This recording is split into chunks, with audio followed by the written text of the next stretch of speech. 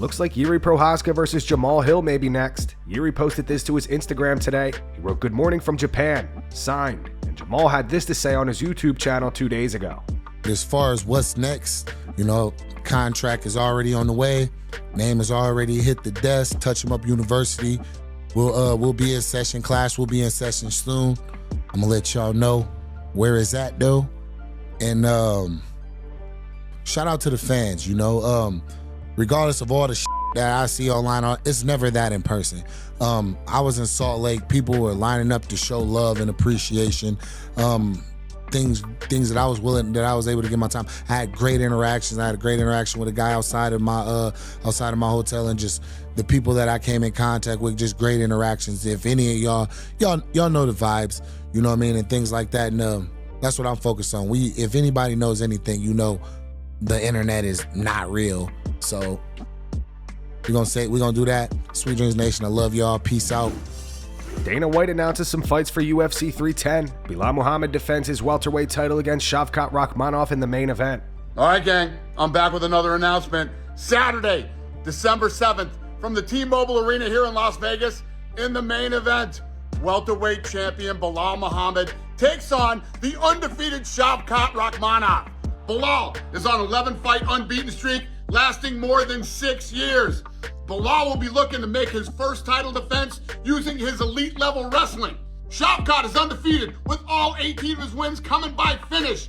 Half of his fights he's won in the very first round. Shavkat has incredible takedown defense and has spent less than half of 1% of fight time from the bottom position. This will be an incredible matchup of two styles. Will Belal extend his legacy, or will Kazakhstan have their first ever world champion? The co-main event, the flyweight champion Pantoja faces the debuting Kai Asakura. Pantoja has the second most wins in flyweight history, second most finishes, and third most significant strikes landed. He's got wins over guys like Brandon Moreno, Steve Ercik, and Brandon Royval. Pantoja is dangerous everywhere with 8 knockouts, 10 submissions, and he has never been finished.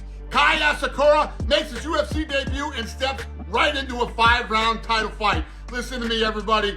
Nobody wanted to fight him, but Pantoja is an absolute badass and agreed to the fight.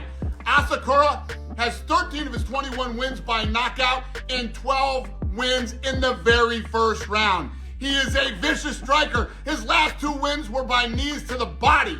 Asakura is part of a surging Japanese MMA scene and looking to make a statement in his very first UFC fight. Also on the card, Vicente Luque takes on the legend Nick Diaz. Nick Diaz is back. We're also going to see the number 2 ranked Cyril Gane versus the number 3 ranked Alexander Volkov. Very important fight in the heavyweight division. Ladies and gentlemen, live from Las Vegas, Saturday, December 7th, from the T-Mobile Arena. Tickets go on sale Friday, October 18th on Access. I will see you there. Magomed Ankalaev fired back at Anthony Smith. In an interview with MMA Junkie, Smith said, "I wouldn't count on it because there's a good chance that Volkan Ozdemir and Carlos Ulberg can have a conversation, or at least have some sort of a case to make to get that fight, especially if Ankalaev does what he tends to do sometimes, and that's lay an egg and still win. He's already been punished for that. He's already done it once before in the Jan Blachowicz fight, and Dana was absolutely furious. Pereira just fought. What would have stopped him from fighting in Abu Dhabi and fighting Ankalaev there? They're not rushing Ankalaev into a title fight for a reason. I think if that fight lays an egg and Volkan Ozdemir goes in there and finishes Carlos Ulberg, I think Volkan Ozdemir has a great case to make for the title shot. So I wouldn't just count on that." Magomed fired back on X. He wrote, "Just to be clear, Rakic is my toughest fight in the division." He continued, "Anthony Smith said I sometimes sting the show. Hey, do you remember what I did to you, Johnny Walker? You are an analyst and supposed to stay neutral." He ended it off with Chael Sonnen. "You are right, my friend. My toughest fight in the division is Rakic. My easiest fight ever was Anthony Smith. I hit him with a combination from a video game I used to play when I was 12.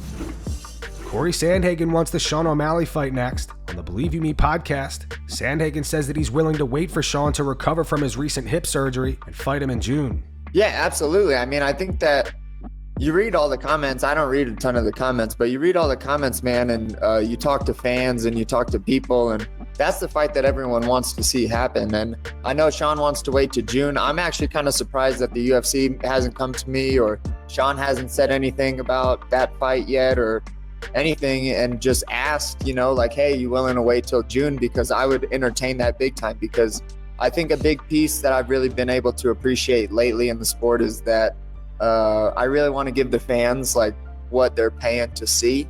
And if it means waiting a little bit to fight in a fight where fans are most excited for, you know, like I would definitely big time entertain that. I would rather not have it be all the way in June, but I mean, there's no better fight that you can make, man. Like, me and O'Malley is just, it's a banger of a fight. Everyone knows it. You read all the comments. That's the only fight that people are asking for me next and for Sean O'Malley next. So has there been any talk from the UFC about any opponents in general? Not really. I told them after the last fight, I was like, hey, look, guys, like, I just sat out for a whole year with an injury, so I kind of want to, you know, get back in there pretty soon. So they tried to match me and Figgy up in December. That was, I don't know, sometime last month. Figgy turned down the fight, wanted to fight Jan. I think that just like my frame is just a difficult one to deal with in the sport. And then also like it is at 135. Chael Sonnen gives his take on the potential matchup between Alex Pereira and Tom Aspinall. He thinks Tom may strike with Alex to prove a point and says that's very dangerous. On his YouTube channel, Chael said, I cannot guarantee you that the younger, bigger guy in Tom would win. There's just something special about Alex, and I can't quite put my finger on it. But I don't know that Tom has the skills to just go out and take him down, so we might have to take that off the board. I think Alex would have a really hard time getting up because of the size, but to get him there, Tom's probably going to want to trade, probably have a little bit of an ego like everybody else of let me show all of you, and it might work out for him, but it just might be a very dangerous proposition as well. Tom Aspinall got a new set of teeth today. He documented it on his Instagram story. We have to dentist today. I'm getting my teeth done today. Exciting day. Quite nervous for it, got to be honest. But it's something that I've wanted for a long time, so got to get him in there. My mate James.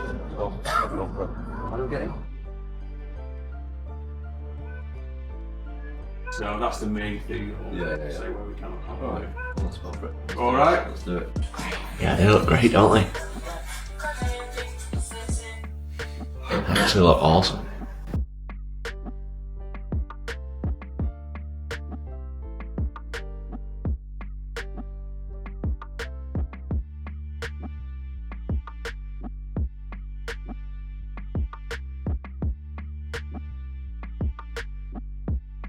All for me with that, thank you so much. Give you a bit of confidence as well, mate. Having good teeth. I don't think I needed any. I got too much now. I might smile more. No, they look great. They honestly look so good. Jorge Masvidal and Bo Nickal discuss the difficulties of training mixed martial arts every day and the injuries you receive in the gym alone. They believe MMA to be the #1 most demanding sport. That's good. I'm definitely get that, like, you know, just from wrestling my whole life, but now like MMA, it's the worst, bro. Getting like kicked in the freaking leg, and then, you know, catch a elbow or catch a, you know, knock heads with somebody or something. It's just like always, no matter what, you got bruises, and it's like, why does this even hurt? This doesn't make sense. Just lingers. Yeah. The shoulder, the neck, the shoulder. back. Yeah. I'm like, why does the back of my shoulder hurt? Like, what is that? I don't even know. You get like in these scrambles where somebody has your leg and you don't want to give it the take, and you're like, oh, it doesn't feel that bad on my knee. It doesn't feel that bad. Right. And then you finish out the scramble, like, you won whatever it is, but then when you cool down, what the happened to my knee, bro? You can't walk. It's crazy, you know. So, man, there's nothing more demanding in the world sport-wise than MMA. I can say that, you know. Because when you add in the wrestling mixed with the knees to your nose, mixed with people trying to rip your choking out, and then the strength and conditioning we got to do to keep it up, you know, to be able to stay healthy. So, like, in a way, time away from MMA is like getting healthier. Right. It's well deserved, well needed for sure. Yeah.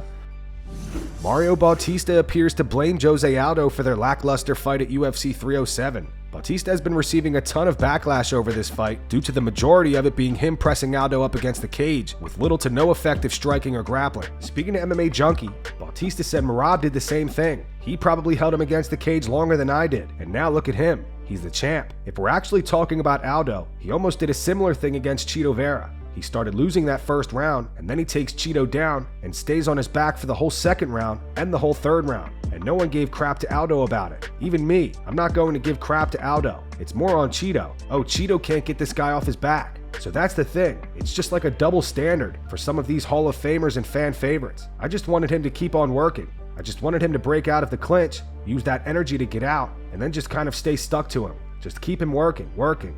I just didn't really think he was going to, I don't know, I guess just stay on the wall. I thought he was going to get out because that takes up some energy. There are points where I felt, yeah, he was defending the takedown and maybe he could have circled off, but he just kind of chose to stay there and just kind of wait a little bit. Yeah, I was holding him against the cage, but at the same time, I think he did have opportunities to circle off. It's just he chose not to.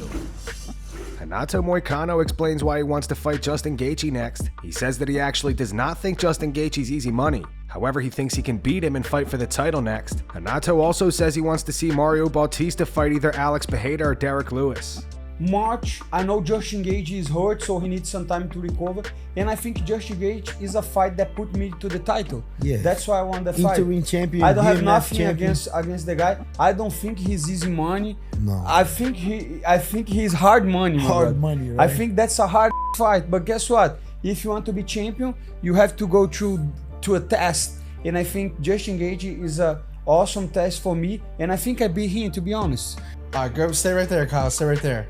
All right, if you guys are the UFC, what is Mario Bautista's punishment here? He's ranked number 11, right? He's gonna go up above Aldo, obviously, right? But like, who are you matching him up with? Because people are saying, like, have fun at the Apex for the rest of your career. That's what people are saying right now. I would put him against Poatan.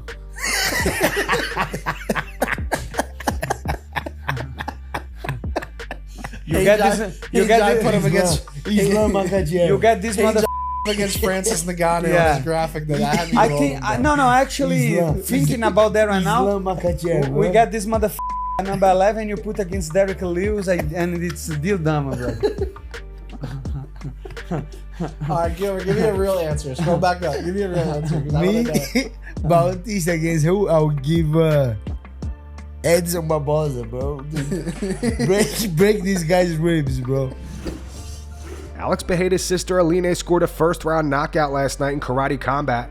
Alex posted this to his Instagram. He wrote, "One more victory for my sister. Congratulations."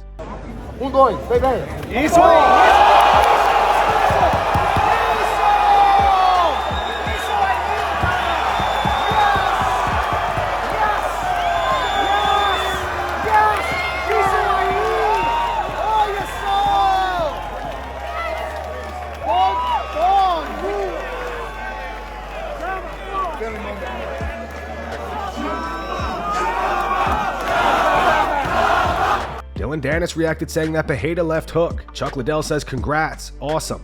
Jorge Masvidal commented fire emojis. Plinio Cruz says Shama. And Dana White reposted it to his Instagram story. He wrote like brother like sister. And that's going to wrap it up for the news. Thanks for watching. For daily MMA news and content, subscribe to Full Mount MMA and click the bell icon to be notified when we post videos. Here are the 3 top comments from last video. The first one's from Julian. It says petition to keep Jake Paul off Full Mount. If this gets top comment, Full Mount has to stop posting him. Jake wasn't even in yesterday's video. The second one's from Virgin Cyclops. It says I forgot the Tate brothers even existed. And the final one's from Bottle Coke. It says would love Khalil to fight Jamahal Hill and teach him how to handle a loss. Those were the 3 top comments from last video. If you want to be featured in the next one, all you have to do is comment down below. And if you missed yesterday's news, click the video on screen right now to get caught up.